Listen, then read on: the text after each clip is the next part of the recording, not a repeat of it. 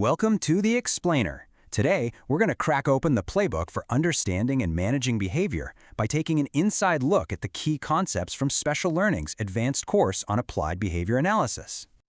Okay, so before we really jump in, just a quick but really important heads up. All of this material is proprietary and copyrighted by Special Learning. What we're doing here is a high-level overview, kind of like a sneak peek. Their full comprehensive training course is available for purchase right on their website. So, let's start with the big one. What exactly is applied behavior analysis, or ABA? Well, you can see the technical definition here, but think of it like this. It's the science of why we do the things we do. It's a field that's been around for about 50 years, and it uses proven scientific principles to help create real, meaningful, positive change in people's lives. So here's how we're going to break it all down for you. We've structured this overview just like a real practitioner's playbook, walking through all the key stages that the course covers, from the absolute fundamentals all the way to actually building and putting a plan into action. Okay, let's dive into the first part of our playbook, the foundations. Every single behavior, every behavior, whether it's when we want to see more of or when we want to change, can be understood through this simple but incredibly powerful framework, the ABCs. This little trio, antecedent, behavior, and consequence, is the lens for basically everything. The antecedent is the trigger, what happens right before. The behavior is, the action itself. And the consequence is the outcome that makes that behavior more or less likely to happen again. Think about it. A student rushes to finish their work. That's the behavior. Why? The antecedent was the assignment, and the consequence is they get free time. See? It applies to everything. All right, so once you've got that foundation set, the very first chapter in the playbook is all about doing a deep dive into the individual. You just can't create an effective plan without first really truly understanding the person you're working with. The course instructors really hammer this point home, and this quote says it all, doesn't it? Every single learner is different. They have their own unique learning styles, their own strengths, their own challenges. There is absolutely no one-size-fits-all approach, and that's exactly why this intake process is so incredibly critical.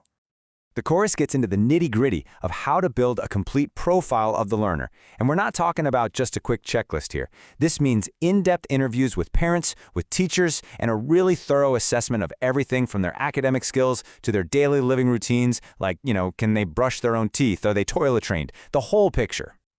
Now here's a huge piece of that puzzle, identifying what works as a reinforcer. It is not enough to just guess what a child likes. You have to have a system to figure out what they will actually work for, and the course details specific, structured ways to do exactly that. And this is where it gets really cool. This slide breaks down some of those systematic ways to figure out what a learner actually prefers. Instead of just asking, you can present things one by one, or in pairs, or even in a big group. By just watching what they choose, you get real concrete data on what's super motivating, what's kind of motivating, and what they couldn't care less about. So, you've gathered all this crucial information about the individual.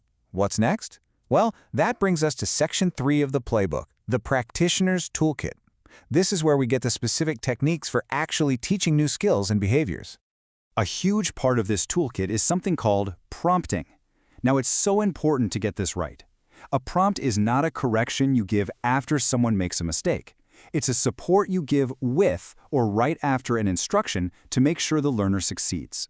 The whole idea is to practice getting it right, not to practice making mistakes. And there's a real science to it. The course explains this whole prompt hierarchy, which moves from the most supportive, like full hand-over-hand physical guidance, all the way down to a simple gesture or a quiet verbal cue. The real art is giving just enough support for them to succeed, and then, little by little, fading those prompts away until the learner can do the skill all on their own. And this right here illustrates another set of absolutely indispensable tools, visual supports. For so many learners, actually seeing the structure of their day or the steps to a task just makes the world feel more predictable and way less stressful. Things like visual schedules, checklists, or a simple first this, then that board can be a total game changer. Okay, now we are getting to the absolute core of the playbook. This is the detective work. It's all about understanding the why behind any behavior, and this is where everything we've talked about so far really starts to come together. To change a behavior, especially a challenging one, you can't just focus on the behavior itself. It won't work. You have to figure out the reason it's happening in the first place. You have to identify its function. And the course uses this fantastic acronym, MEETS, to help you remember the functions. First, you always roll out any medical issues. Then you look at the others. Is the behavior happening to escape a task, to get attention, to get a tangible thing like a toy, or is it for some kind of automatic sensory input? Every behavior serves one of these purposes. So, with all this info, the ABCs, the learner's profile, the function of the behavior, you're finally ready for the last step in the playbook, creating the blueprint. This is the Behavior Intervention Plan, or BIP. Now, the very first step in building a BIP is critical. You have to define the behavior in a way that is observable and measurable. Saying he had a tantrum is vague. Anyone could interpret that differently.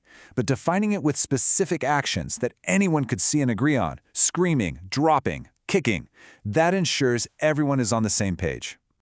And once that behavior is clearly defined, the course lays out this really logical three-step process. See? You've already done all the hard work.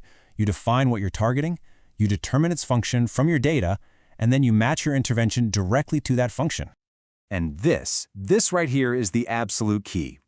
A good BIP isn't about punishment. It is about teaching. If a child screams to get out of doing a worksheet, the plan has to teach them an appropriate way to ask for a break.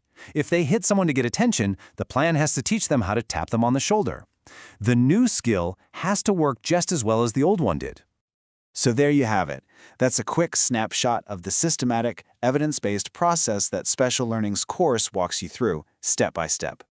So, what are the big takeaways from this playbook? First, behavior isn't just random. You can understand it through a clear, structured process. Second, everything has to start with the individual. And maybe most important of all, the goal is never just to punish. It's to understand the why and then teach a better way forward. It's about building skills, not just stopping behaviors. This has really just been a glimpse into the comprehensive strategies covered in the course. So if you're ready to build your own practitioner's playbook and really turn these principles into practice, you can find the entire course at the link right on your screen. Thanks for joining us on The Explainer.